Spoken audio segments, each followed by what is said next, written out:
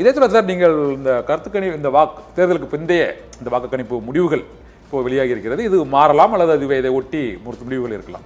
இருந்த போதிலும் இந்த போட்டி மிக கடுமையாக இருக்கிறது என்பதை உணர்த்தும் வகையில் தான் இந்த முடிவுகள் இருக்கதா பார்க்குறீங்களா, அல்லது இது நீங்கள் எதிர்பார்த்ததை விட குறைவாக திமுக 200 170 கிளீன் ஸ்வீப் என்று இருந்தது, இப்போது இல்லை என்பது இந்த தேர்தலுக்கு பிந்தைய வாக்குக்கணிப்பு முடிவுகளில் ஓரளவு தெரிய வருகிறது.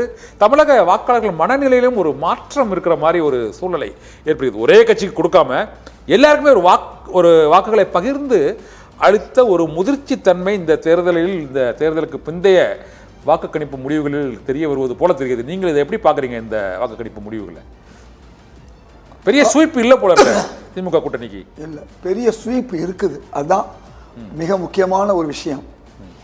அதாவது அதிமுகவுக்கு கிடைக்க வேண்டிய வாக்குகள் பெரும்பாலும் தாவேகாவுக்கு செல்கிறது. நாம் தமிழர் கட்சியுடைய வாக்குகள் தாவேகாவுக்கு செல்கிறது. இன்று உங்களுக்கு நன்றாக தெரியும், திராவிட முன்னேற்ற கழகத்துக்கு என்ன வாக்கு விகிதம் இருந்ததோ அது தொடர்கிறது. ஒரு 4 அல்லது 5 விழுக்காடு வாக்குகள் வேண்டுமென்றால் கொஞ்சம் திமுகவுக்கு குறையலாம். குறைந்தால் கூட அதிமுகவும் தாவேகாவும் ஏறத்தாழ 20 to 25 இடங்களை 2 பேரும் போட்டி எடுக்கக்கூடிய ஒரு சூழல் வர்றதுனால அதுல ஏடிஎம்கே ஒரு 2-3 விழுக்காடு கூடலாம்.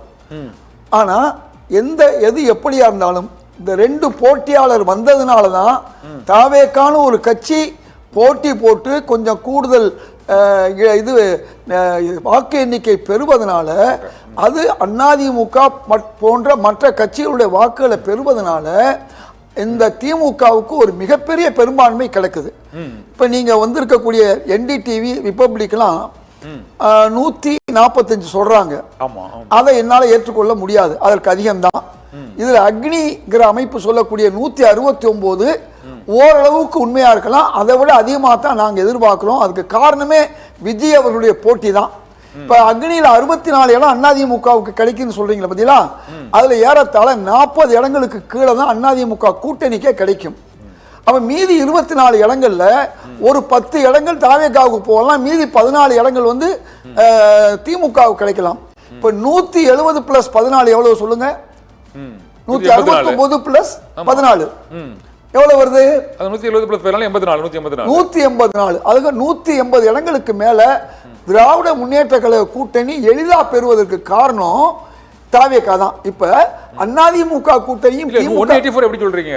சொல்றேன், அதிமுக கூட்டணியும் திமுக கூட்டணியும் மட்டுமே போட்டியில இருந்திருந்தா, மற்ற கட்சிகள் சிறு கட்சிகளா இருந்து போட்டியில இருந்திருந்தா அதிமுக கடந்த முறை வாங்கி அந்த 75 வர்றதுக்கு வாய்ப்பு இருக்கு. தாவேகா வந்ததன் விளைவு என்ன ஆகுதுன்னு சொன்னா, திமுகவுக்கு ஏறத்தாழ 45 விழுக்காடுகள் அப்படியே கிடைக்குது. அவங்க 52க்கு போக வேண்டியவங்க ஒரு 4-5 விழுக்காடு இழக்கிறாங்க. யாரு? விஜய்கிட்ட. நான் உங்களுக்கு ஏற்கனவே நான் சொன்ன மாதிரி 47 விழுக்காடு கடைசியாக எடுத்த திமுக, புதிதாக வந்த கமலஹாசனுடைய மக்கள் நீதி மையம், தேமுதிக, ஓபிஎஸ், மற்ற சிறு கட்சிகள், எஸ்டிபிஐ போன்ற கட்சிகள், இவைகளெல்லாம் சேர்த்து ஒரு 6 விழுக்காடு சேர்த்தாலும் திரும்ப 182க்கு போயிருது. அதுல ஒரு 6-7 விழுக்காடு திமுகவுடைய இழப்பு ஏற்படுதுன்னு வைத்துக் கொள்வோம். அது தாவேகாவுக்கு தான் போகும், வேற எங்கேயும் போகாது. இப்ப தாவேகாவுக்கு ஒரு 6 விழுக்காடு திமுகவிலிருந்து கிடைக்குது. பாஜகவும் அதிமுகவும் எடுத்த வாக்கு கடந்த தேர்தலில் மொத்தம் 38, 20 + 18 சரிதானா? அந்த 38ல அவர்களிடம் இல்லாம போனது யாரு? ஓபிஎஸ் அவர்கள் இல்ல. அதே மாதிரி அமமுக வாக்குகள்ல சசிகலா அவர்கள் பிரிச்சிடுறாங்க. கிருஷ்ணசாமி அவர்கள் பாஜக அதிமுக வாக்குகளை எடுத்துடுறாங்க. அதே மாதிரி தேமுதிக அவங்கள்ட்ட இருந்தவங்க அவங்களும் குறைஞ்சிடறாங்க. இப்ப அவங்களுக்கு இருக்கக்கூடிய சதவீதம் வெறும் 32க்கு கீழே.